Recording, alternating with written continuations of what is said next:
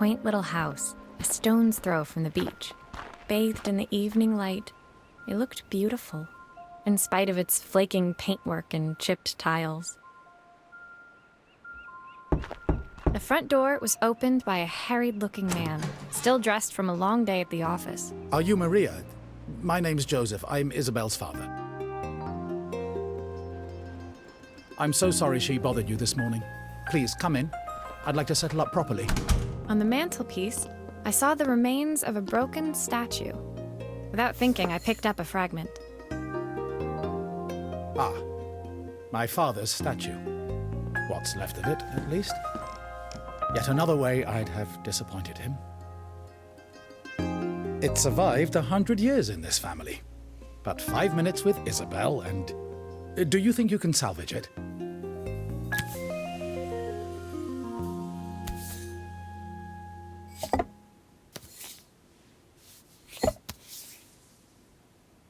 Will you be able to see the glue afterwards? I don't want people seeing the cracks.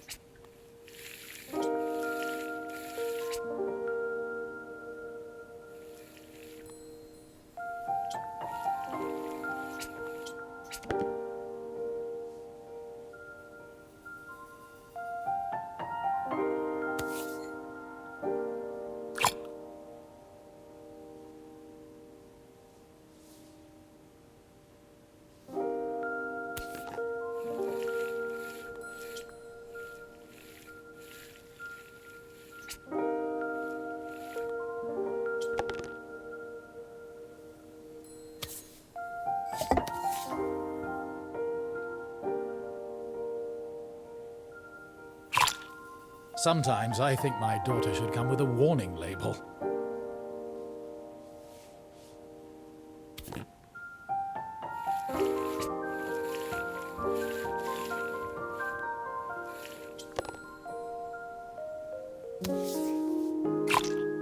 Is this glue really strong enough to hold everything together?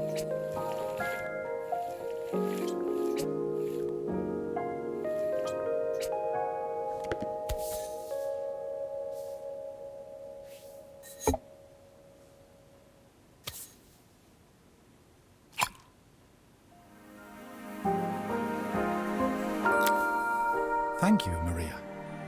It looks as perfect as it ever did. My father wanted me to make something of myself. He didn't have time for anything less.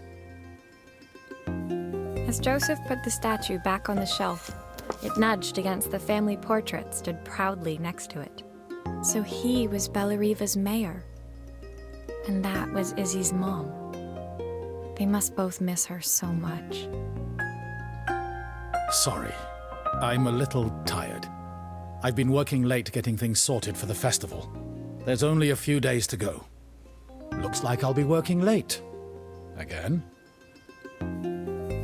When I told my parents I wanted to leave, they always found an excuse to be busy, to avoid talking about it. I guess keeping themselves occupied was their way of pretending it wasn't happening. Joseph's work must have been taking up so much of his time. But maybe that was what he wanted. I just hoped he was finding enough time for Izzy, too.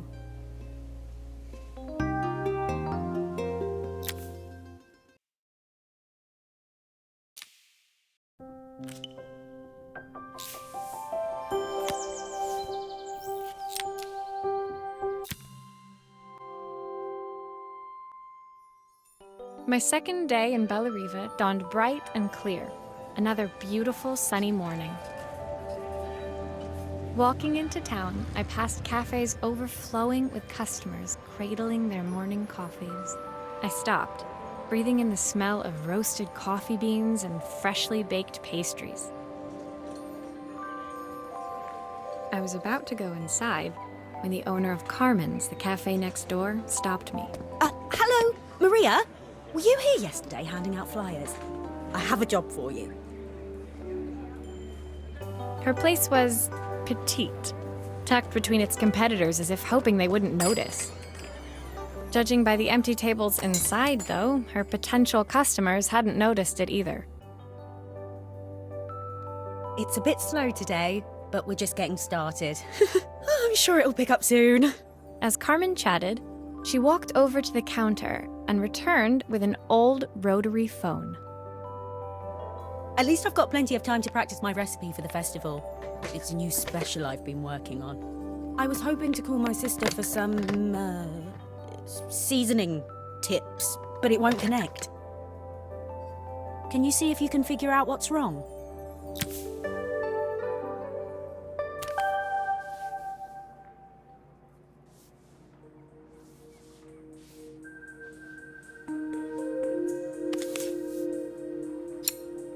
Obviously, we'd normally be much busier than this.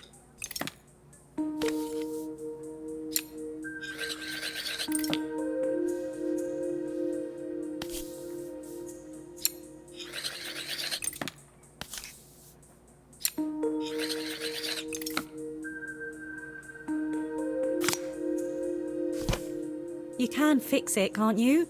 I can't afford to replace it.